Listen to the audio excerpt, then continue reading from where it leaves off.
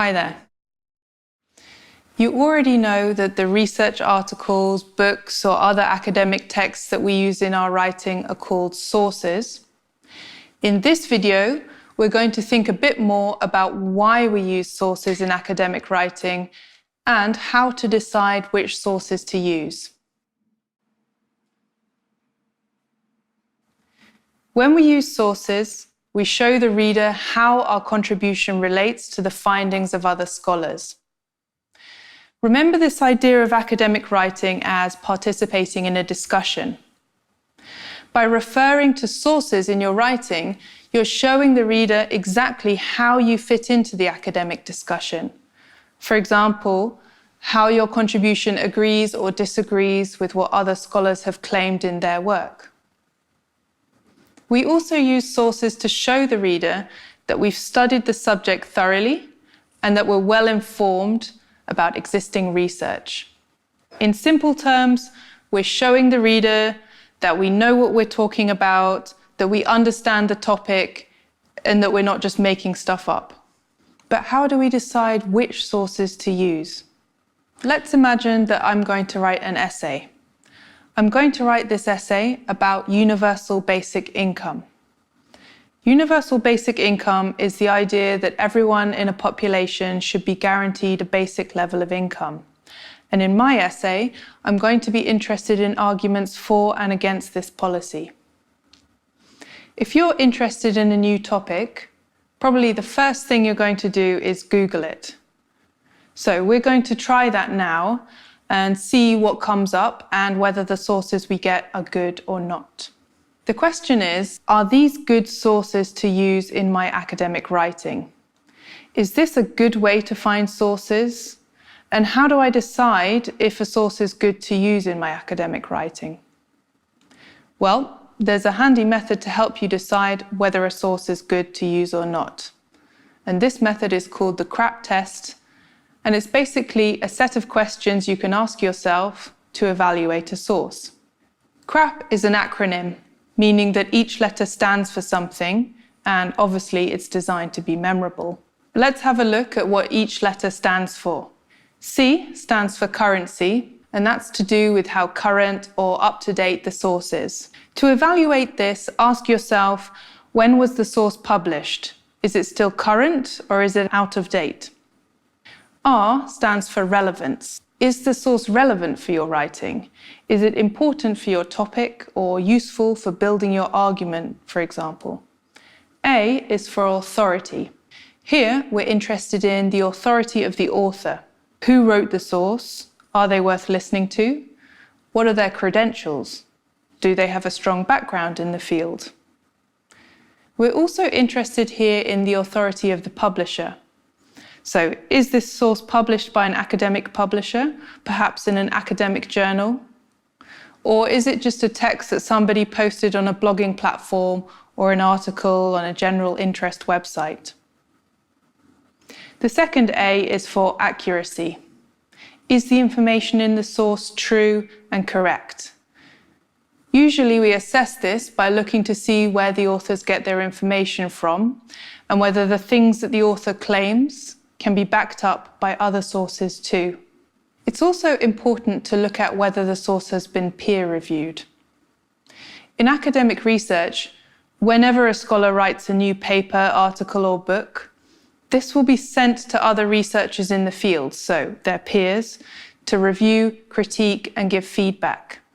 And nearly always, the original author has to revise their writing before it can be accepted for publication.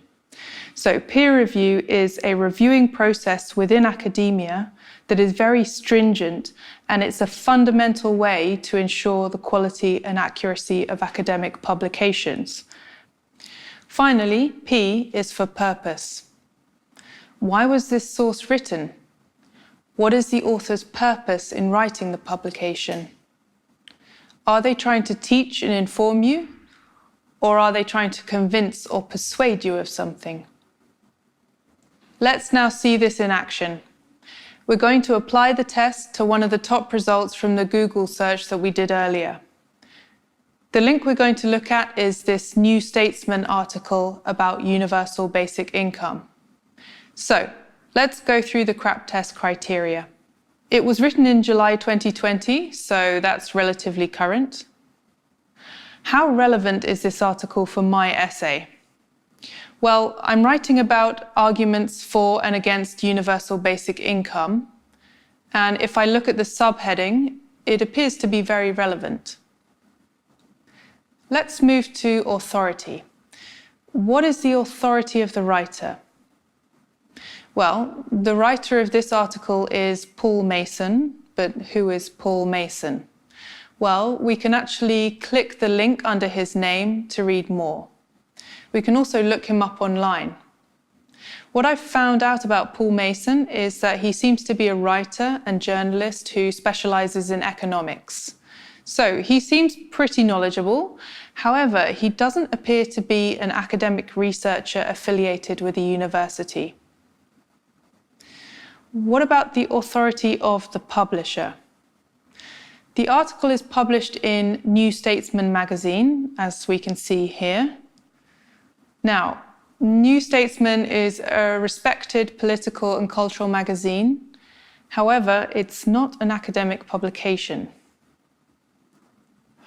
Accuracy. Is the information in the source true and correct? Overall, this article gives the impression of being well-researched and informative. For example, we can see quite a few references to other writers, and the author brings in data from other sources.